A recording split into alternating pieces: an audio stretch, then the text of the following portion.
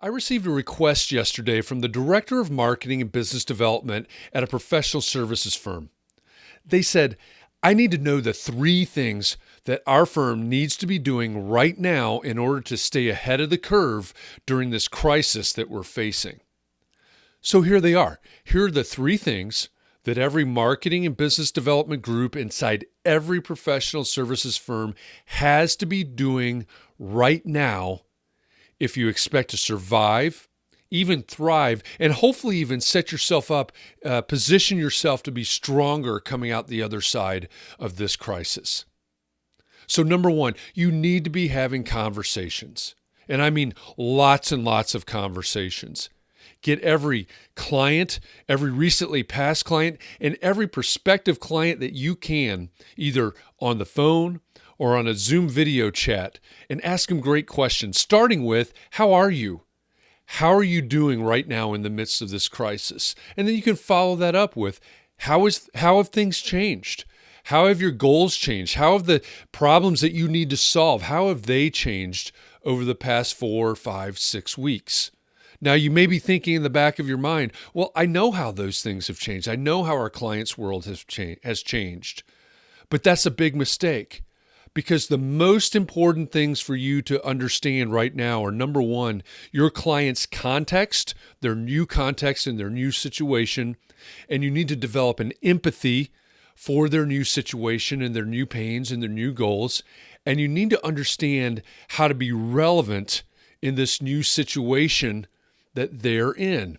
And you can't do any of those things by assuming that you know what their situation is. So you've got to have those conversations, you've got to ask great questions, and you've got to listen really intently to those answers, because empathy is going to trump everything. Empathy is going to carry the day.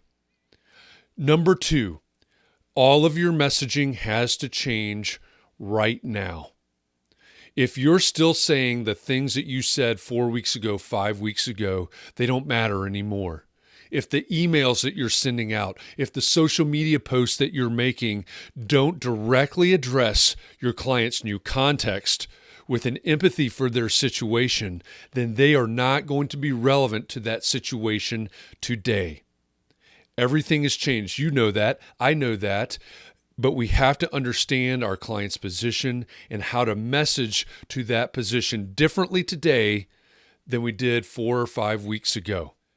And number three, you have to train everyone in your organization to answer the question, why should I choose you, in a new way.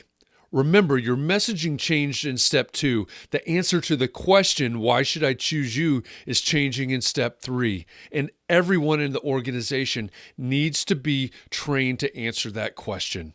Now, if you think, well, our marketing and our business development teams, they handle those types of conversations. Well, then let me remind you that everyone in your organization is working remotely right now. You have people that are answering the phone and having conversations that may include the question, why should I choose you? And they're surrounded by their children and their pets, and they're sitting on their couch. So how are they answering the question, why should I choose you, in a way that's different than they did 4 or 5 weeks ago, and that's consistent with what you developed in step 2?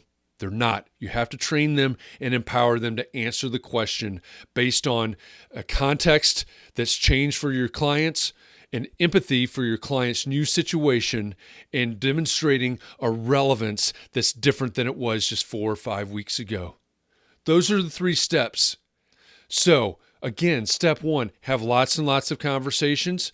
Step 2, change your messaging to match up with your client's new context, to develop an empathy with their new situation, and to prove a new relevance that may not have even been there 4 or 5 weeks ago. And step number 3, train everyone to that messaging. Train everyone to speak to that messaging and to have that empathy for your clients and your client's new reality. Those are the 3 things that will help you survive, that will help you to thrive, and that will allow you to position yourself to come out of this crisis and the impending recession stronger than the way that you went in. I hope that helps. I hope that helps every marketing and business development team inside a professional services firm to thrive going into the new reality that we're certainly facing ahead of us.